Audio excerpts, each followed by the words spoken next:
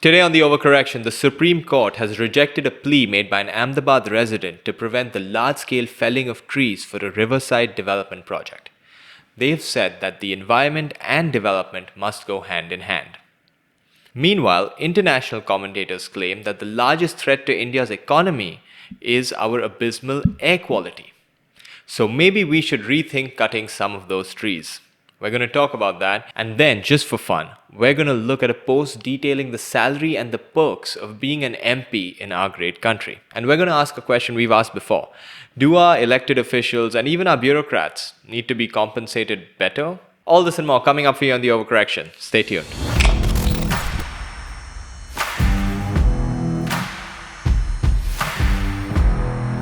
In 2025, the word of the year was tariffs.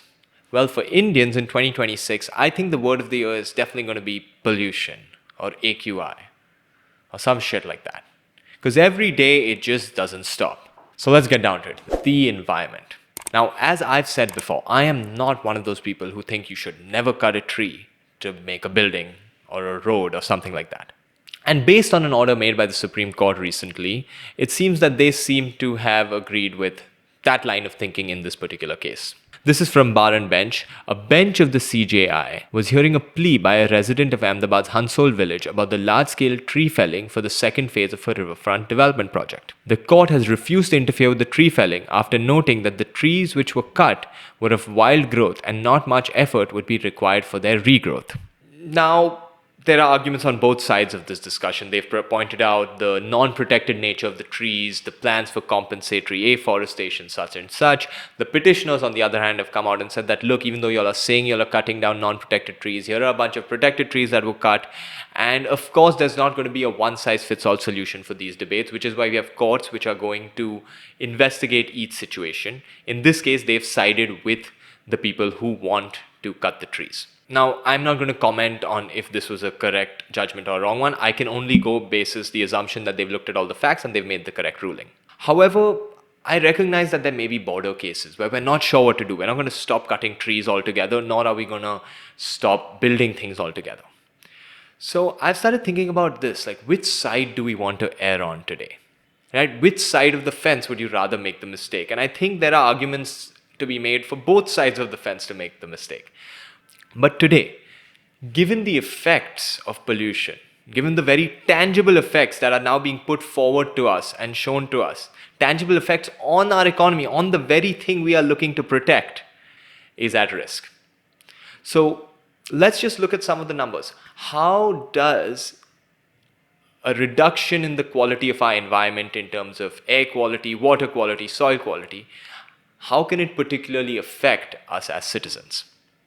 I mean, not to mention the embarrassment we just faced in Delhi and have international players pay thousands of dollars in fines rather than take part in a sport in which they love. I know we're all trolling Brian Johnston for his exit from the Nikhil Kamath interview, but this feels like a bit more of less of a marketing move and more of a genuinely they care about the health. Like they lose money doing this.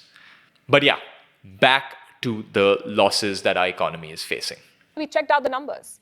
A Lancet study found that air pollution costs us 9% of our GDP. 9%, that's healthcare expenses plus loss in productivity. The World Bank says the loss is between 5 to 6%. And what about tariffs? Most models suggest a hit of less than 1% because of tariffs. So what she said is true. Pollution is a bigger threat to our economy than tariffs. So there you have it. Our pride and joy, the $5 trillion economy, is at risk. Every time we said, look, we need development because we need to grow our economy, that is going to save us long term. But what if all this development is actually affecting our economy? What is the reason then? We need an actual sustainable path towards moving forward. Now, with our economy no longer being the excuse we use for senseless and reckless development. And trust me, if we don't do this, we will be losing out a lot more than the chance to host another badminton tournament. And finally, I would like to reiterate something that I've said before on the show many times. I will probably say it many times again. To all the Indians out there who think they have a fantastic life because of wealth, you cannot truly be successful in a holistic way in a country which is failing in a holistic way. You can have all these air purifiers in your house, but you will crack open the window of your sea view apartment and breathe in poison. What is the point? What is the point? And you cannot pay to clean that air. You can't spend 50 crores to clean the 500 cubic meters of space around your house. It's not possible. We don't have the technology to do that yet. So you're going to have to breathe the same air that people around you are breathing. Which means the only way for you to make that better is for you to engage in healthy civic duties, engage with your government, and make sure that they realize that the priority of getting clean air is not forgotten. Someone sent me this clip and they asked me to play it on the show. You know the spirit of Mumbai? Well, I'm going to play a video that puts that to shame. Look at the hustle culture going on in our country. India saves thousands of liters of petrol by transporting school children efficiently, boosting its journey towards a $5 trillion economy. And there you have it.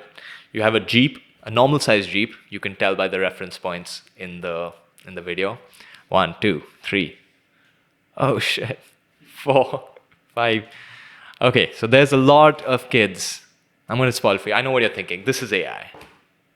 Right? This is AI. And I want to tell you something. It is AI. It's Asli India. This is the shit that goes down. This is a $5 trillion economy. Wow. Hey, that kid's not in uniform. Something has to be done about that. Oh, by all means, blur out the school's location. That'll make them change. It's heartbreaking, really. You know, we're joking right now, but there you have it, guys. AI, Asli India. We're going to maybe start doing a series. You know, we'll do, is this AI? Like, is this artificial intelligence or is this Asli India? And we'll try to find the most ridiculous videos from our country, which send them in, please. And Krish will receive them and he won't tell me which ones are AI, which ones are not, and I will guess. We'll call it Asli India. On this show, we have often talked about positively the style of governance that Singapore follows, particularly in relation to how well paid their public officials are. And we talk about how that leads to good, non-corrupt governance, adept people taking those roles, and the trickle-down effects that has made Singapore such a country to look up to. Along with this discussion, we also talk about how our Indian officials maybe should get paid higher, and there have actually been moves made by the government to increase the salaries of our public officials, both elected and our bureaucrats. Now, recently a post has gone viral on Instagram. It's made by Satirical Dhruv, and he listed out the entire package that a member of parliament in India gets. And I thought we'd go through that package and just see what it amounts to and whether they should be happy with this or do they need more. So let's start. Benefits of a member of parliament in India. Benefits of a member of parliament in India. Basic salary is 1,24,000 rupees per month. Do they pay taxes on it? I don't know. Phone and internet usage. 1,50,000 per year. That's a lot of fun. Free domestic flights per year, 34. I assume that this doesn't cover their work-related travel. Free first-class train travel, yeah, they don't take trains. Free electricity, 50,000 units annually. How much is 50,000 units of electricity worth in Maharashtra? What? The cost of 50,000 units of electricity in Maharashtra is approximately 7,16,000 rupees for residential users. So dividing 7,16,000 by 12. 60,000 rupees a month for electricity? Jesus. So that's 50,000 units of annually on electricity. That's in Maharashtra, 60,000. Okay, so maybe that's like 6,000 rupees elsewhere. Free water supplies, 4,000 kiloliters annually. I assume that's a lot. I'm not going to send and check how much water I use. Office allowance, 62,000 rupees per month. Okay, so they are allowed to get an allowance. A housing allowance, 2 lakh rupees per month. Hey, that'll get you a kitchen in South Mumbai. Nice. Eligible for pension, rupees 31,000 per month. Oh yeah, that's probably where they're feeling the bite, you know. You can't go from this to like 31,000 bucks a month. Free medical care to the MP and family. Great, you know. And he's written a small note there, which I should read out because they're funny guys. With benefits this small, we should not judge. Living only on free salary, free housing, free travel, free utilities, free healthcare, and a pension is not easy. So yeah, he's making the point that, look, man, they have great lives. Why are they so corrupt? Or why do they not get any work done? Well, the truth is that the money it's good money. It's not CEO type money. A lot of these people are smart, bright, and they want to make as much money as their bright counterparts who join the private sector. They feel they deserve it for their intelligence or whatever, or for any other reasons, and then they think it's okay to be corrupt. Now, look, these numbers add up and seem very big, but the truth is, it doesn't translate to the lifestyle they want. The lifestyle they want is lavish. We've seen it, right? We've seen what happens and what MPs want to do. And the best case ever was this fireworks show. Did you see the fireworks show? The private MP fireworks show where he blew 50 lakhs worth of fireworks in 5 minutes. That's what disgusts me about these MPs. Even when you put up these numbers of their salary and you're like, oh, they're paid so much. I was like, how? Someone tell me how these people on this salary must work out to like 5 lakhs a month. Yeah, great salary, sure. Where do you get the gall? Where do you get the gall to blow up 50 lakhs worth of fireworks at a wedding that must have cost 10, 20 crores and not be worried that someone's going to notice that you're taking a bribe? You literally put up a display that can probably be seen from the International Space Station. That, hey, I'm corrupt. Look, pew, pew, I'm corrupt. Look, that's another corrupt firework up there.